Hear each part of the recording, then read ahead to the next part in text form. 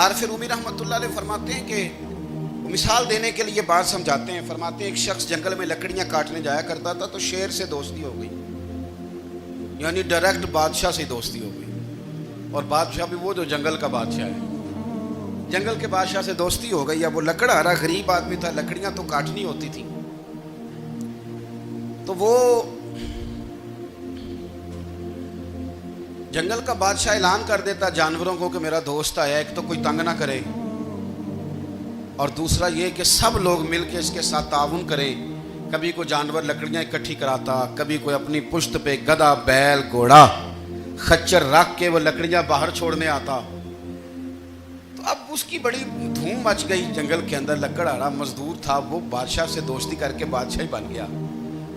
وہ گھر آ کے نا بیوی کو اکثر بتاتا کہ میرا ایک دوست ہے, میں جاتا ہوں تو ساری پہلے ہی مخلوق کھڑی ہوتی ہے میرے استقبال کے لیے. دوستی جو بڑے سے ہو گئی ہے. بنا ہے شاہ کا مصاحب تو پھر ہے اتراتا, وگرنہ شہر میں غالب کی آبرو کیا ہے. ہمیں تو پوچھتا ہی کوئی نہیں, یہ تو بنا ہے شاہ کا مصاحب تو پھر ہے اتراتا, وگرنہ شہر میں غالب کی آبرو کیا ہے. تو وہ لوگوں کو بتاتا, بیوی کو بھی بتاتا دوست ہے. تو بیوی کہنے لگی اتنی تو تعریفیں کرتا, یہ نہیں بتایا کہ وہ جنگل کا شیر ہے, پر نیرا دوست بتا دیا. بیوی کہنے لگ گئی کہ تو اتنا جو اس کا ذکر کرتا ہے تو کسی دن بلا کسی دن, تاکہ اس کی دعوت کریں. اب اس نے پھر نہ اس کو پردے میں رکھا. کیا کہتے ہیں آج کل, سرپرائز دینا ہے, مگر سرپرائز دینا ہے, پردے میں رکھا کہ وہ شیر ہے. تو وہ بلا لیا گھر. اب اس کے لیے کچا گوشت, ظاہر ہے شیر نے کچا گوشت دکھانا تھا.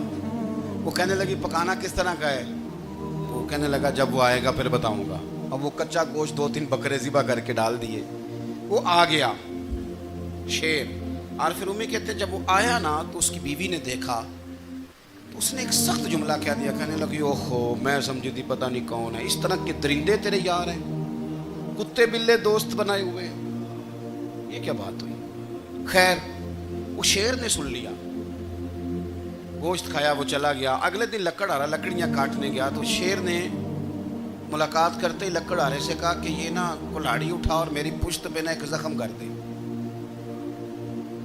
اس نے کہا نہیں میں یہ کام نہیں کرتا, تو میرا دوست ہے. اس نے کہا سن بھائی, میں نے پیار سے کہا ہے تو مان جا, ورنہ میں ہوں شیر, میں نے تجھ سے منوا ہی لینا ہے, میں کوئی تکلیف دوں گا مناسب نہیں, تو کر. اس نے کلاڑی اٹھائی اور اس کی پشت پہ ایک زور سے زخم لگا دیا, خون بہنے لگا. اس نے کہا تو نے آج کے بعد آنا ہے, لکڑیاں کاٹنی ہے, تجھے کوئی کچھ نہیں کہے گا, بس یہ ایک حکمت تھی جو میں نے کیا ہے. قصہ مختصر. وہ آتا رہا, لکڑیاں ملتی رہیں, خدمت بھی ہوتی رہی. 6-8 ماہ گزر گئے. ایک دن شیر اس سے کہنے لگا یہ میرے ذرا بال اٹھا کے دیکھ, وہ جو تو نے زخم لگایا تھا وہ کہاں پہ ہے. اس نے وہ بال اٹھا کے دیکھا تو زخم ملا ہی نہیں, کئی جگہ پہ ٹٹولا کا, یار یہاں تھا, یہاں تھا, یہاں تھا. شیر نے پھر کیا کمال ہی جملہ کہا. اس نے کہا کہ وہ جو کلاڑی کا زخم تو نے لگایا تھا نا وہ مکمل ہو گیا, لیکن تیری بیوی کا جو لہجہ تھا اور اس کی جو تلخی تھی وہ آج تک میرے ذہن میں موجود ہے, وہ ابھی بھی مجھے تکلیف دیتی ہے. وہ بات سوچتا ہوں مجھے اس نے درندہ کہا, اس نے میرے بارے میں اتنے کچے اور کمزور اور سخت جملے کہے, تو وہ بات مجھے بھولتی, وہ آج بھی میرے ذہن میں اسی طرح گونجتی ہے. تلخ جملے جو اس نے کہے اور خوفناک جو انداز اس نے اختیار کیا, وہ بات مجھے کبھی بھی بھولتی.